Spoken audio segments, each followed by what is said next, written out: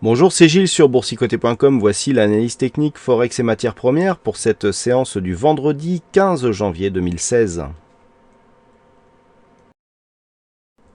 Et sur cette paire de devises euro-dollar, c'est finalement à la hausse que se fait la cassure, puisqu'après de multiples tests ici sur cette zone des 1,0808, eh bien les cours débordent ici cette zone de résistance pour marquer une dynamique haussière, donc un mouvement ici qui nous porte au-delà des 1,09, donc proche de cette zone naturelle des 1,10. La dynamique haussière ici sera confirmée si la prochaine zone de résistance ici est testée, et cette zone se situe à 1,1060 du point de vue des indicateurs.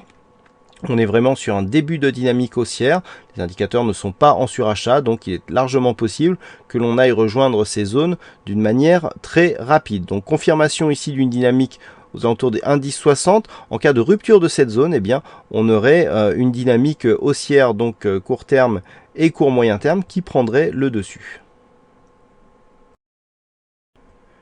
Sur le dollar yen, c'est finalement une cassure des 117,24 à laquelle nous assistons, puisque cette zone avait été testée déjà après le test ici de la zone des 118,06.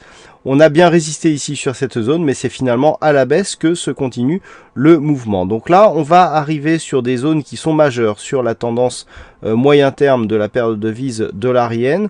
Alors, on va être obligé de passer en journalier pour voir un petit peu de quoi il s'agit, pour constater que les prochaines zones de résistance se situent ici, sur cette zone ici des 116. On a eu de nombreux tests depuis le début de l'année 2015, donc là on parle vraiment de moyen long terme presque. On a eu de nombreux tests ici sur cette zone, et là les cours se rapprochent de celle-ci. Une rupture de cette zone des 116 eh bien, nous donnerait un signal très fort à la baisse en direction des 110 yens pour 1 dollar. Donc ça serait vraiment un gros retournement de tendance. Le dollar yen qui est donc en hausse depuis maintenant l'année 2014. On a assisté en 2015 à finalement une phase de stabilisation. Sur rupture ici de cette zone des 116, eh bien la tendance serait en net retournement. Donc on surveillera prochainement cette fameuse zone des 116. Pour l'heure, les cours se situent toujours aux alentours des 116,80. On voit ici cette zone de point bas qui est venue s'approcher de la zone fatidique ici que je viens de vous indiquer. Donc on surveillera ici la poursuite de ce mouvement baissier. On en est au début ici du mouvement suite à une cassure de cette zone horizontale des 117,24. Donc l'objectif des 116 est tout à fait plausible dans les prochains jours. Niveau d'invalidation de ce scénario baissier, la zone ici des 118,64 qui devra être cassée à la hausse.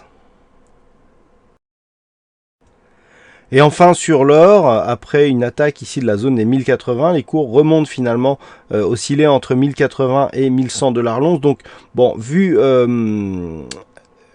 la dynamique que nous avons actuellement, on peut vraisemblablement penser ici que la dynamique haussière n'aura pas de suivi. On a cassé ici le retracement des 61,8% de Fibonacci. Donc logiquement, l'objectif c'est cette zone des 1058,2. Ceci dit, on est remonté d'une manière assez rapide ici au-delà des 1080, ce qui peut commencer à invalider cet objectif. Toutefois, tant que les cours oscilleront entre 1113 et 1080 $ l'once, nous pourrons considérer qu'il peut s'agir d'une phase de neutralisation moyen terme au sein d'une tendance long terme qui reste baissière. Donc dans cette zone ici 1080, 1000, je dirais même 1100, 1113, eh bien nous sommes dans une phase de neutralisation. Pour continuer ici dans la phase baissière et donc continuer à alimenter le mouvement long terme, il faudrait casser à la baisse d'une manière assez forte la zone ici des 1080 $ l'once et rejoindre, voire dépasser à la baisse les zones des 1058 et 1049 $ l'once. Donc pour l'instant, tant que l'on est au-dessus des 1080, il n'y a pas de danger. Sous les 1100, 1100 étant une zone majeure, eh bien nous sommes sur des niveaux de neutralisation moyen terme. Il faudra donc dépasser 1100 voire 1113 pour réalimenter ici une tendance haussière. Et a priori, ce n'est pas dans ce sens-là que nous sommes partis. Voilà ce que nous pouvons dire sur cette analyse technique Forex et matières premières. Passez une bonne soirée, bonne chance dans vos prochains trades. On se retrouve dès la semaine prochaine pour de nouvelles analyses techniques sur le site boursicoté.com. Bon week-end à tous.